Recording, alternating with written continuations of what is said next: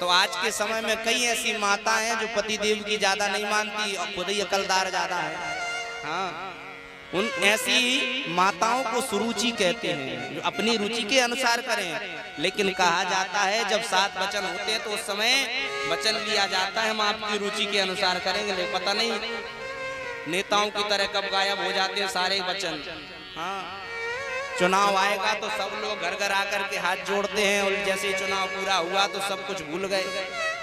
ऐसे वचन, झूठे वचन नहीं बोलना चाहिए। वही वचन जब झूठे होते हैं तो फिर जीवन में बड़ी कठिनाइयां आती हैं। बात बात पर रूठ जाना, बात बात पर पति को गालियां सुनाना, बात बात पर ससुर को गाली सुनाना, ये ठीक बात नहीं है। अच्छे बनकर के जिंदगी जियो। संत महात्माओं को तो केवल कहने का काम है। आप विद्यार्थी जीवन में गुरुजी से अध्ययन करते, गुरुजी पढ़ाते हैं, अब आप कितने डिवीजन ला पाओगे आपके ऊपर निर्धारित है भाई। आप कैसा पेपर दोगे। इस संसार की जितनी भी हमारी जीवन की यात्रा है, इस जीवन की यात्रा में जाने के बाद में हमको पता चलेगा कि आपने क्या कमाया। इसलिए हाथ जोड़ करके निवेदन है माताओं से, क्योंकि इस कथा के बाद में भगवान ने कब अवसर दिया कोई नहीं के जानता। बोलो राधे राधे। हाँ, लेकिन ऊपर बिहारी जी को जो मंजूर होगा वही होगा। माताओं से निवेदन है घर में ज्यादा लड़ाई झगड़ा मत किया करे पतियों से। कौन कौन माता ज्यादा लड़ती हैं बताओ, हाथ खड़े करो। नहीं लड़ना चाहिए। और ऐसी ऐसी कसम दे देती है कि पतियों को परेशान होकर के बाहर मार्केट में जाकर के बैठना पड़ता है कि 2-2 दिन तक बात नहीं होती। क्या चला, आप पतिव्रता हो, अपने आप को कहती हो हम सती हैं, हम पतिव्रता हैं, हम नारी हैं, हम स्त्री हैं। आपको भी ध्यान रखना पड़ेगा। जब छोटी मोटी बात हो तो इग्नोर करके निकल जाना चाहिए।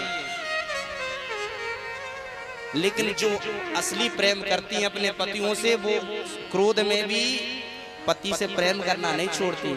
छोटी मोटी बातों में ठिठोली होना बहुत जरूरी है, क्योंकि प्रेम बढ़ता है। एक कथा याद आ रही है माताओं के लिए। बोलो राधे राधे। एक पति पत्नी थे। एक दिन की बात है, दोनों पति पत्नियों में ज्यादा कलह प्रारंभ हो गई। पत्नी ने भी कसम दे दी, तुम्हारे बाप की सौगंध है जो आज के बाद मेरे से बात किए। क्या बोले, तुम्हारी बाप की सौगंध। पति भी कहता है तुम्हारे बाप की भी सौगंध है तो मेरे से बात करोगी तो। इतनी बड़ी बताओ कसम दोगे तो कैसे जिंदगी चलेगी। अपने बाप को मार रहे हो आप लोग, कथा सुनकर जा रहे हो और जाकर के गांव घर में जाकर के पति को गाली देती हो, कसम चढ़ाती हो।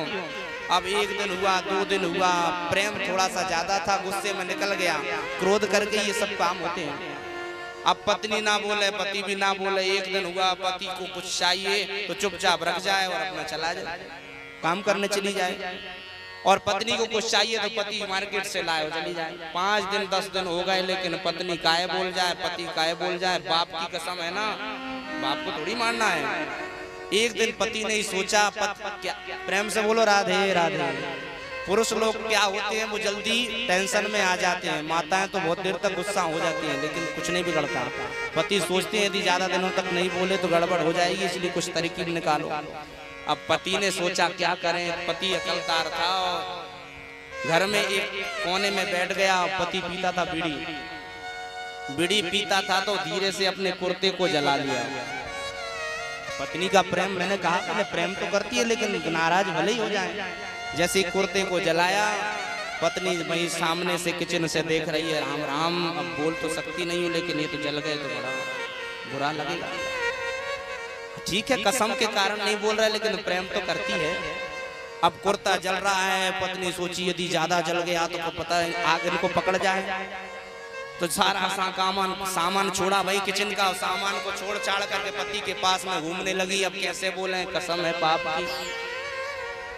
एक तरफा मुंह करके पत्नी कहती है कुर्ता जले तो जले हमें क्या।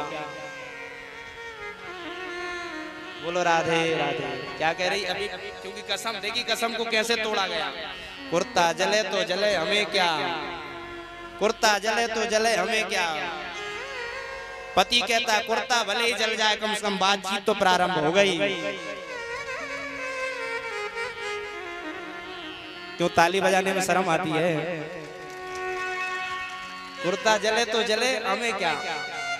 उसने कहा फाक में जाए कुर्ता, कम से कम बातचीत तो प्रारंभ हो गई। पत्नी बोल गई, पति भी बोल गए, दोनों की कसम अपने आप मर्यादित बह गई।